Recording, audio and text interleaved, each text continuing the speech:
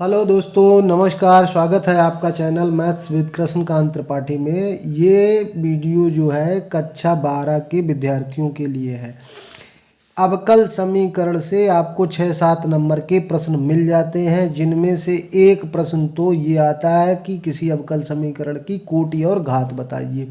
सबसे सरल होता है, तो बहुत ध्यान से समझिएगा, मैं समझाता हूँ। कभी आपसे कोटि पूछेगा, कभी आपसे घात पूछेगा। तो कोटि होती क्या है? कोटि पहले समझ लीजिए, कोटि क्या होती है। कोटि होती है सबसे बड़ा अवकलज। सबसे बड़ा अवकलज। अवकलज मतलब कितनी बार उसे डिफरेंशिएट किया गया है, वो होती है उसकी कोटि।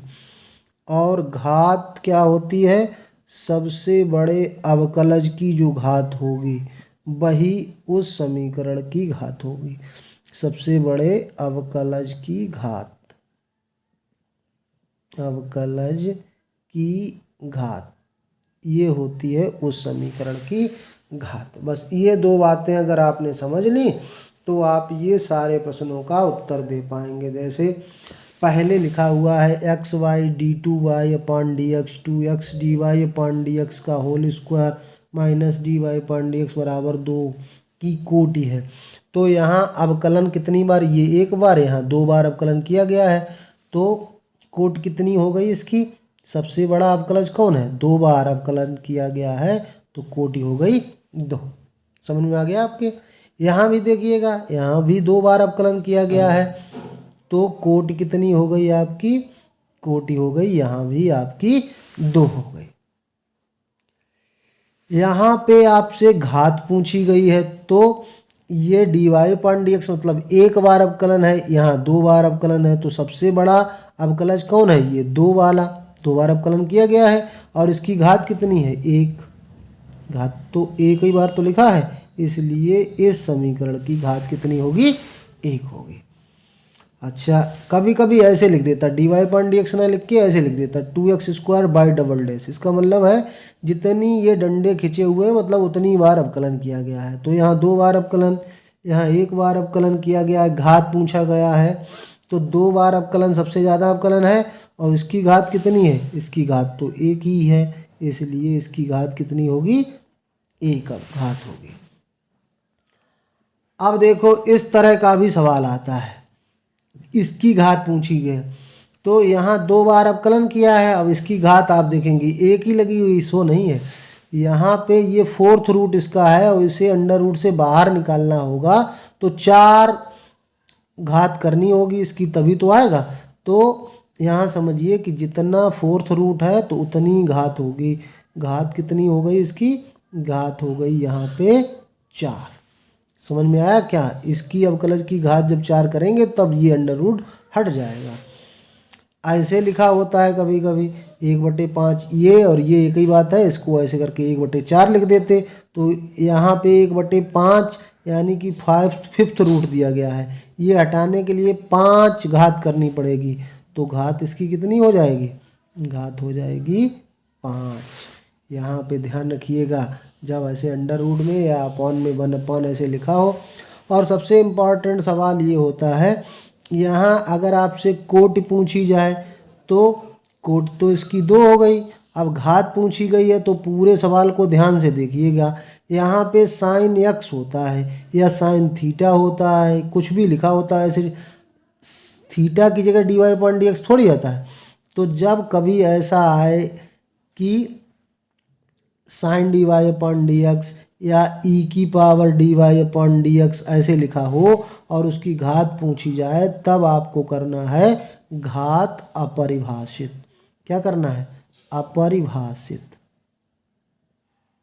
अपरिभाषित, क्योंकि ये कोई अवकल समीकरण है, लेकिन उसमें क्या लिखा हुआ है? जो थीटा की जगह हुआ हो वो D Y upon D X थोड़ी हो सकता। कभी ऐसे पढ़ा है आपने कि ई की power D Y upon D X हो जाए, sine power D sine into D Y cos D Y upon D X हो जाए? ऐसा नहीं हो सकता है। तो आई होप ये सारे सवाल आपको समझ में आ गए होंगे। यहाँ कोटि भी पूछी गई थी आपसे, तो कोट कितनी है, अवकलन सबसे ज़्यादा 2 बार हुआ है, इसलिए कोट 2 हो गई। तो आई होप ये सवाल आप गलत करके नहीं आएंगे। अब दूसरा समीकरण, अवकल समीकरण दूसरा सवाल है, ये इस तरह से आता है। तो जब कभी कोई अवकल समीकरण आपको दिया जाए इस तरह से कि उसमें x वाले पद आप dx के साथ और y वाले पद आप dy के साथ कर पाएँ, तब ये फर्स्ट टाइप होता है उसका। तो देखो, अगर हम dx को इधर ले जाएं और x को इधर ले जाएं तो यहाँ पे बाई dy रह जाएगा और क्या हो जाएगा, x + 2 रह गया और x गुणा में था तो अपान में चला जाएगा और dx इसके साथ चला जाएगा। और ये y + 2 इधर लाएं तो ये उधर गुणा में था तो इधर अपान में आ जाएगा। इस तरह से अगर अलग अलग किया जा सके तो इस तरह का एक प्रश्न आता है और ये 5 नंबर में पूछा गया प्रश्न है। तो ये हो गया आपका, जब इस तरह से आप बना लें फिर लिख दें दोनों पक्षों का समाकलन करने पर, दोनों पक्षों का समाकलन करने पर, जब समाकलन करेंगे तो समाकलन का चिन्ह लग जाएगा, y/y + 2 dy बराबर x + 2 है, इसको ऐसे लिख दें x/x dx और फिर 2/x dx, अलग अलग हमने लिख दिया इसको। जब समाकलन करेंगे तो इसका समाकलन कैसे कर पाओगे, नहीं कर पाओगे, तो क्या करो, इसे थोड़ा और मॉडिफाई कर लो। हमने 2 जोड़ा, ऊपर 2 ही घटा दिया और नीचे वैसे ही था वैसे ही बना रहने दिया। यहाँ पे क्या हुआ, x कैंसिल हो गया तो 1 आ गया और ये 2/x dx ऐसे ही रहने दिया। अब इसको अलग अलग कर दीजिए, y + 2/y + 2 dy minus 2/y + 2 बराबर 1 का समाकलन x और 2 अगर बाहर ले लें तो 1/x का समाकलन log x होता है और प्लस एक कांस्टेंट जोड़ देते हैं लास्ट में। यहाँ देखो ये कैंसिल हो जाएगा तो 1 आया, 1 का समाकलन अभी हमने बताया वही हो जाता, लेकिन यहाँ dy है तो y होगा, यहाँ पे dx था तो x हो गया, -2 एक घात का गुणनखंड लिखा हुआ है तो 1/x में ही गिनती होगी, तो कितना हो जाएगा, log बराबर x + 2 log x + c।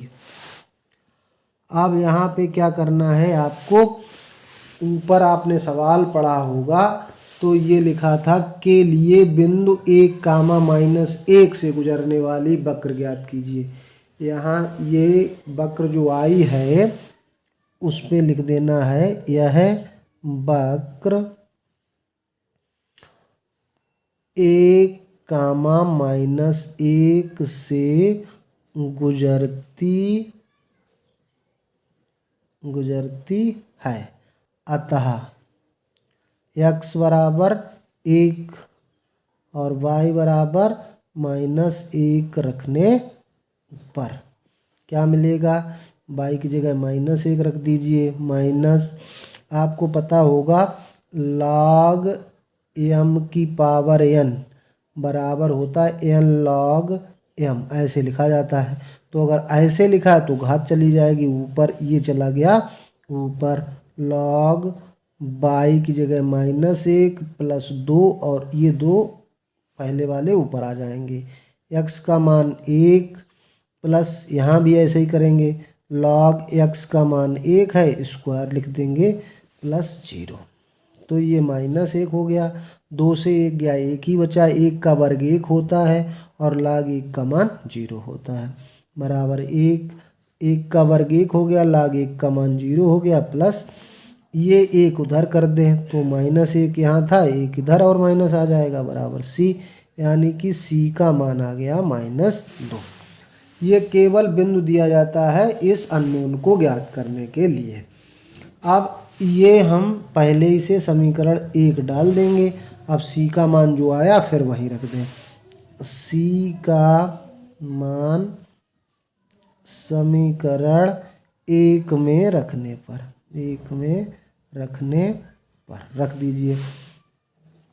तो y minus log y plus 2 का होल स्क्वायर, इसको लिखेंगे, ये 2 हमने बताया था पहले आपको, बराबर x प्लस लॉग x का स्क्वायर और c की जगह पे -2। अब एक जैसे पद एक तरफ कर लीजिए, y माइनस एक्स और ये माइनस का 2 है इधर आएगा तो प्लस का हो जाएगा log x स्क्वायर और ये माइनस वाला उधर जाएगा तो प्लस का हो जाएगा log y प्लस 2 का होल स्क्वायर। अब लॉगरिथम में एक और नियम होता है कि log m plus log n, अगर दोनों log में संख्याएं जोड़ में लिखी हैं तो उनको गुणा में लिख सकते हैं।